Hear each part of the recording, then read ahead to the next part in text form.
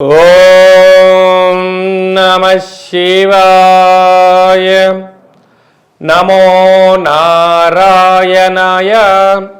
స్వర్ణాకర్షణ కాల భైరవాయై నమో నమః. హరి ఓం. మా ఛానల్కి స్వాగతం. చూస్తున్న వీక్షకులకు, ప్రేక్షకులకు, ప్రియ కాల భైరవ భగవద్బంధులకి స్వాగతం పలుకుతూ మమ్మల్ని ఎంతగానో ఆదరిస్తూ ఉండబడినటువంటి ప్రియ సోదర సోదరీమణులకు, జ్యోతిష్య అభిమానులకు, సనాతన ధర్మ సంరక్షకులకు అందరికీ కూడా తెలుగు ఉగాది పండగ శ్రీ పరాభవనామ సంవత్సర పండగ శుభాకాంక్షలు.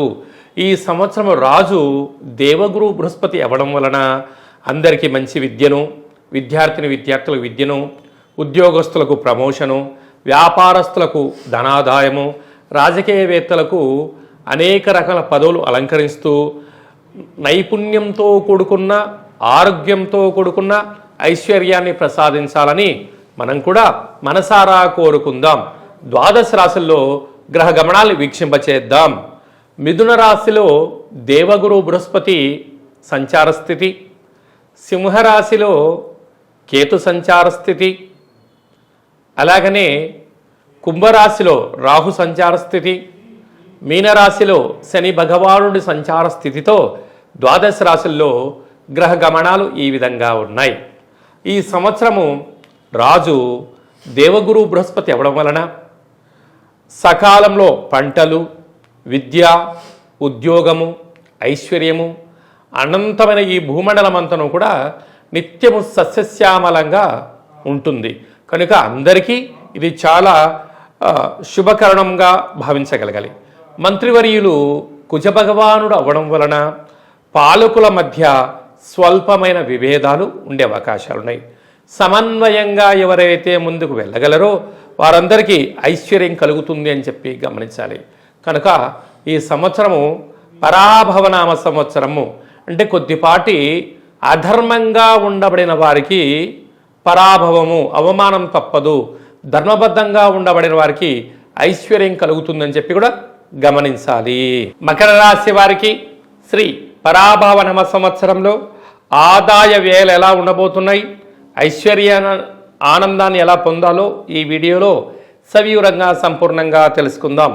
మకర రాశిలో ఏ ఏ నక్షత్రాలు వస్తాయనగా ఉత్తరాషాఢ నక్షత్రంలోని 2, 3, 4 పాదాలు, శ్రవణ నక్షత్రంలోని 4 పాదాలు, ధనిష్ఠా నక్షత్రంలోని 1, 2 పాదాలు కలిపితే మకర రాశి. రాశాధిపతి శని భగవానుడు.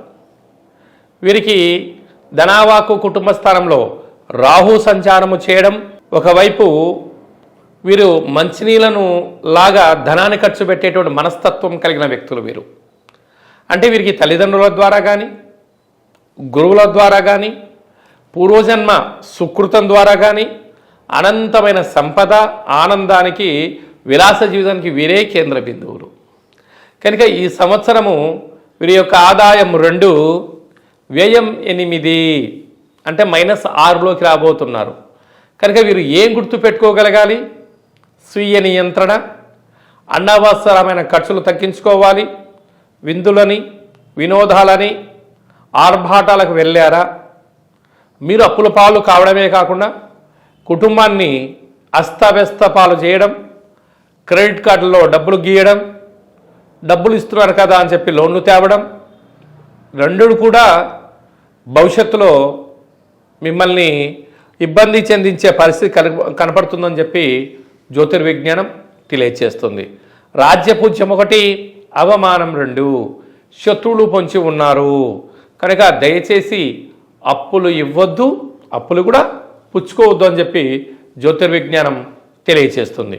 వీరికి తృతీయ స్థానాధిపతి రాజు అవ్వడం, దేవగురు బృహస్పతి అక్కడే శని భగవానుడు కూడా ఉండడం వలన తల్లిదండ్రులతో, అన్నాదమ్ముళ్లతో, అక్కాచెల్లెలతో, పార్ట్నర్షిప్ వ్యవహార కార్యక్రమాల వారితో ప్రేమ, ఆప్యాయత, అనురాగం, సత్ప్రవర్తన మీరు ఉండగలిగినట్లయితే మీకు చాలా మంచి కాలంగా భావించగలగాలి.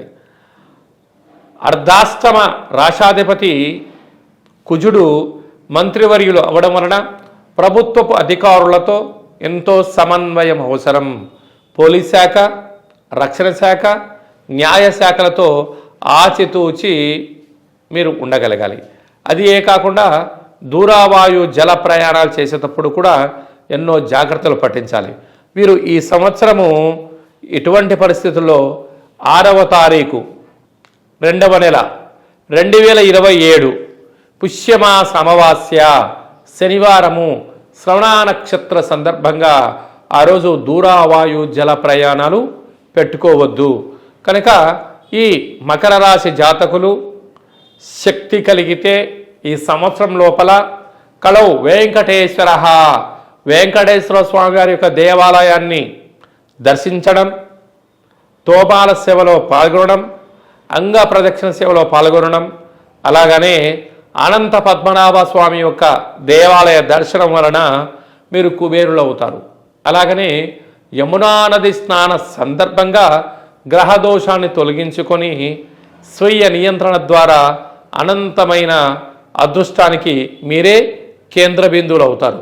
కనుక 6వ స్థానంలో రాజు సంచారం చేయడం వలన అప్పులు ఇవ్వద్దు, అప్పులు పుచ్చుకోవద్దు. ఎప్పుడు రుణ సమస్య, రోగ సమస్య, శత్రు సమస్యలు కూడా పొంచి ఉన్నాయి. కనుక నిత్య ఆధ్యాత్మిక చింతన అవసరం. మనిషి శరీరంలోని మూలాధార, స్వధిష్టాన, మణిపూర్వక, విశుద్ధ, అనాథ, ఆజ్ఞ, షట్చక్రాలను నిత్యము అదుపులో ఉంచుకోవడం, మెడిటేషన్ చేయడము, వాటిని వికసింపజేసుకునేటువంటి శక్తిని చేయడము వలన సంపూర్ణ నిత్య ఆనందభరితంగా ఉండే ప్రయత్నం చేయాలి. ప్రతిరోజు సూర్య నమస్కారం అవసరం. ప్రతి శనివారం పూట ఉపవాసం అవసరం అని చెప్పి గుర్తు పెట్టుకోగలగాలి. అలాగా సినిమా రంగాల్లో ఉండబడిన వారు, డాక్టర్లు, అలాగనే న్యాయవాదులు, సాఫ్ట్వేర్ రంగంలో ఉండబడిన వారు, హార్డ్వేర్ రంగంలో ఉండబడిన వారందరూ కూడా తగు జాగ్రత్తలు పఠించడం చాలా అవసరం. కారులో ప్రయాణం చేసేటప్పుడు తప్పక సీట్ బెల్ట్ పెట్టుకోండి. బైకు ప్రయాణం చేసేవారు తప్పక హెల్మెట్ పెట్టుకోండి. వీలైనంత వరకు సత్ప్రవర్తన, ఆధ్యాత్మిక చింతన, ధర్మ మార్గంలో మీరు ఉండగలిగినట్లయితే మంచి సువర్ణపు కాలాన్ని, జీవితాన్ని మీరు పొందబోతారు.